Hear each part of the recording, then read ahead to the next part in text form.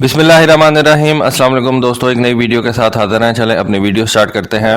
आज से तकरीबन 10-12 दिन पहले रशिया के डिप्टी प्राइम मिनिस्टर और उनके मिनिस्टर ऑफ इंडस्ट्री ने एक ऐलान किया और उन्होंने ये बताया कि 2022 के अंदर उन्होंने अपने Su-57 जहाज की जो प्रोडक्शन लाइन थी उसके अंदर बेपनाह इजाफा कर लिया। देखिए 2022 जो था ना, वो रशिया के लिए बड़ा एक अजीब किस्म का साल था। इस साल के अंदर रशिया ने जो है वो यूक्रेन के ऊपर हमला किया। इसमें मैं ज्यादा कसूर जो है वो नेटो ममालिक का समझता हूँ कि उन्होंने रशिया के गिर्द घेरा इतना तंग कर दिया हुआ था और अब वो यूक्रेन को भी अपने साथ मिलाने की कोशिश कर रहे थे और उसके अंदर भी अपने फौजियां दाखिल करने की कोशिश कर रहे थे। देखें, जब आप एक मुल्क को नेटो के इत्तेहाद के अंदर शामिल कर लेते हैं ना, तो उसके बाद वहां पे अमेरिकन फोर्सेस भी जा सकती हैं, फ्रेंच फोर्सेस भी जा सकती हैं, जर्मन, इंग्लैंड की फोर्सेस, सारा नेटो वहां पे अपनी फोर्सेस जो है वो खड़ी कर सकता है। तो ये जो नेटो इत्तेहाद था ना, पहले ये चंद ममालिक के ऊपर मुश्तमिल था।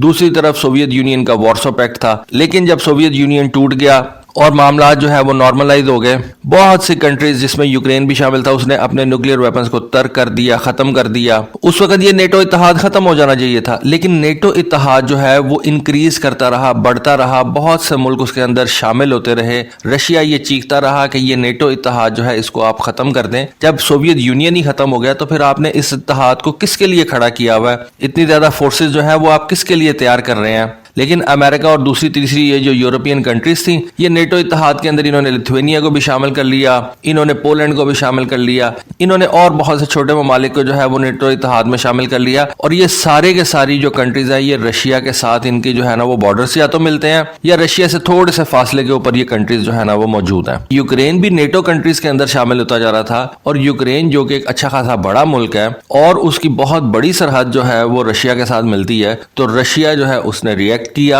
और उसने यूक्रेन के ऊपर हमला कर दिया और अपने और नेटो ममालिक के दरमियान एक बफर लेके आने की जो है उसकी एक कोशिश है, जो कि मैं समझता हूं कि जरूर होनी चाहिए। नेटो को इतना ज्यादा जो है वो नहीं बढ़ना चाहिए, तरक्की जरूर होनी चाहिए, अच्छे मामलात जो हैं, अच्छे ताल्लुकात सबके होने चाहिए, लड़ाई झगड़ा नहीं होना चाहिए। लेकिन आप रशिया के ऊपर इतने ज्यादा अग्रेसिव ना हो जाएं। जब आप रशिया के ऊपर अग्रेसिव हुए, उसने यूक्रेन के ऊपर हमला कर दिया। एनीवे, रशिया का इस एक पिछले साल के अंदर बहुत ज्यादा नुकसान हुआ। हमने देखा कि उसके Su-25 जहाज गिरे, हमने देखा कि उसके Su-35 जहाजों जो है वो यूक्रेन ने निशाना बनाया। अमेरिका ने यूक्रेन की बहुत ज्यादा मदद की, आज भी कर रहा है। उसके बाद रशिया के जो स्ट्राइक एयरक्राफ्ट थे, जिनके अंदर Su-34 जहाज थे, Su-24 जहाज थे, उनको भी निशाना बनाया गया।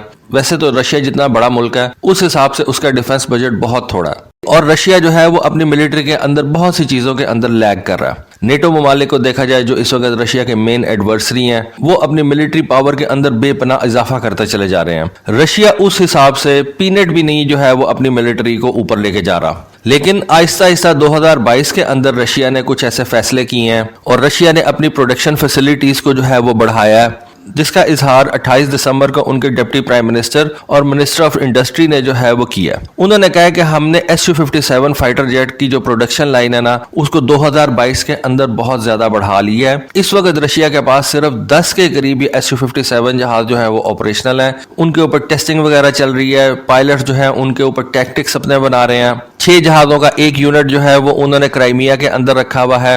4 जहाज जो है उनको अलहदा से एक बेस के ऊपर रखा गया है। तो टोटल इस वक्त सिर्फ 10 की तादाद में Su-57 जहाज रशिया जो है वो उड़ा रहा है। लेकिन अब 2023 से 2025 के लिए जो रशिया ने प्लान तैयार किया है, उसने अपनी कुछ पुरानी फैक्ट्रीज आप कह लें, फैसिलिटीज कह लें, उनको जो है वो Su-57 के लिए मुख्तस कर दिया। वो फैक्ट्रीज जिनके अंदर पहले कभी Su-27 जहाज बना करते थे, रशिया ने ये डिसाइड किया कि इन फैक्ट्रीज के अंदर अब हम Su-57 जहाज तैयार करेंगे और उन फैक्ट्रीज को उन्होंने 2022 के अंदर बहुत ज्यादा अपग्रेड भी किया है और उनकी जो फैसिलिटीज हैं इस नए 5th जनरेशन के जहाज को तैयार करने के लिए जो है वो उन्होंने बढ़ा दी हैं। ऐसा नहीं था कि ये जो Su-27 की फैक्ट्रीज थी ये बिल्कुल बंद पड़ी हुई थी। इन Su-27 की फैक्ट्रीज के अंदर Su-27 के बाद Su-30 जहाज़ों को डेवलप किया गया, उनकी प्रोडक्शन का आगाज किया गया। देखिए Su-30 जहाज जो है ना, उसको बहुत ज्यादा बड़े नंबर के अंदर दुनिया के ममालिक ने परचेज किया। इंडिया ने परचेज किया, चाइना ने परचेज किया, वेनेजुएला ने परचेज किया, युगांडा, इंडोनेशिया, वियतनाम,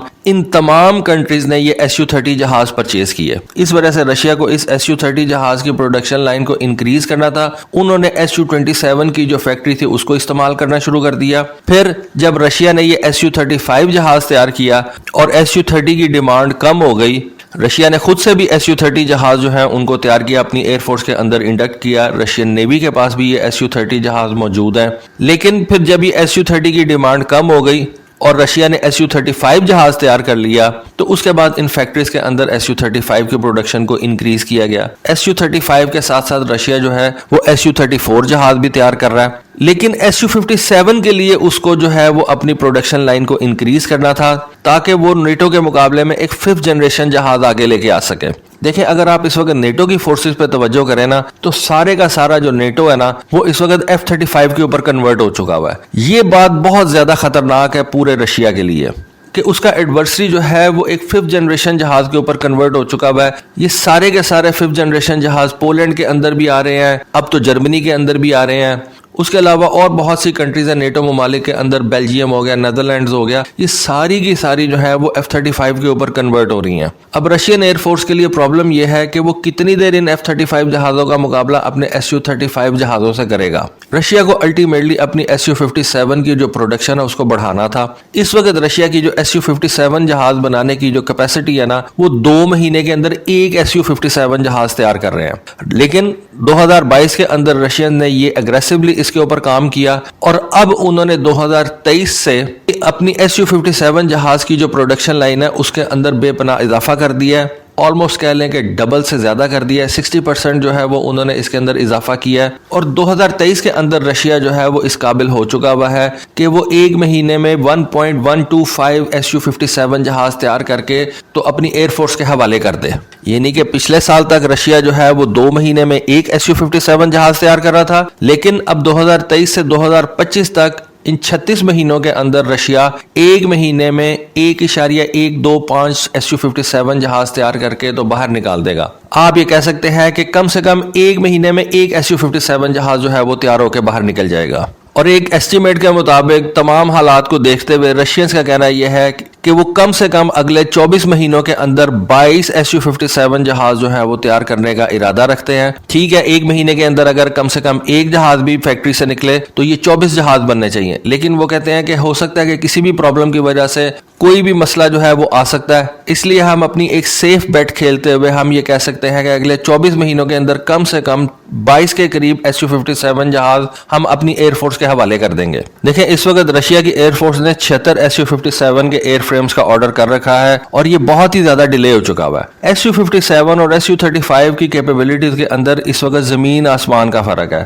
رشیا نے بہت سے ویپن ایسے اب تیار کر لیے ہوئے ہیں جو کہ صرف Su-57 بہتر طریقے سے اٹھا کے لے کے جا سکتا ہے اور ایک سارٹی کے اندر وہ ان کو اچھے طریقے سے جو ہے وہ ڈپلوائے کر سکتا ہے. Su-35 جو کہ اب ایک پرانا جہاز ہو گیا ہوا ہے، رشیا اس کو صرف اس وجہ سے بنا رہا تھا کہ اپنی ایئر فورس کا نمبر پورا رکھ سکے، کیونکہ یوکرین کی جنگ کے اندر بھی اس کے یہ کافی جہاز گر چکے ہوئے ہیں. تو اپنی ایئر فورس کا نمبر پورا رکھنے کے لیے صرف وہ یہ Su-35 جہاز کو تیار کر رہا ہے. لیکن اب اصل میں رشیا کی ایئر فورس نے اپنا جو فوکس ہے وہ Su-57 کے اوپر شفٹ کر لیا ہوا ہے. 2022 کے اندر انہوں نے اس چیز کی تیاری کی کہ ہم Su-57 کی پروڈکشن 2023 سے جو ہے وہ اس کو ڈبل کر دیں گے تاکہ 2023, 24 اور 25 کے اندر ہم میکسیمم Su-57 جہاز جو ہے وہ اپنی ایئر فورس کے حوالے کر سکیں. تو دیکھیں رشیا اس معاملے میں کتنا کامیاب ہوتا ہے، کیونکہ اس وقت رشیا کے جو ایڈورسریز ہیں وہ اس کے ارد گرد F-35 کی ایک لمبی قطار جو ہے وہ لگا کے کھڑے ہوئے ہیں اور رشیا کے پاس اتنے زیادہ جہاز بھی نہیں ہیں، اور جو جہاز اس وقت رشیا کے پاس ہیں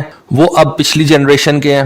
تو رشیا نے اگر اپنے ایڈورسری یعنی کہ نیٹو کو کاؤنٹر کرنا ہے اور اس کو ایک فاصلے پہ رکھنا ہے تو پھر رشیا کو اپنے Su-57 کی پروڈکشن لائن کو بڑھانا پڑے گا اور اسی پہ فوکس کر کے اس نے اپنے Su-57 کی جو پروڈکشن لائن ہے اس کے اندر ڈبل سے زیادہ جو ہے وہ اضافہ کر لیا. تو دوستو یہ تھی آج کی ویڈیو، یہ تھی آج کی انفارمیشن. ہوپ فلی آپ کو آج کی ویڈیو، آج کی انفارمیشن پسند آئی ہوگی. کامنٹ سیکشن میں اپنی رائے سے ضرور آگاہ کیجیے گا. آج کے لیے بس اتنا ہی. Thank you. اللہ حافظ.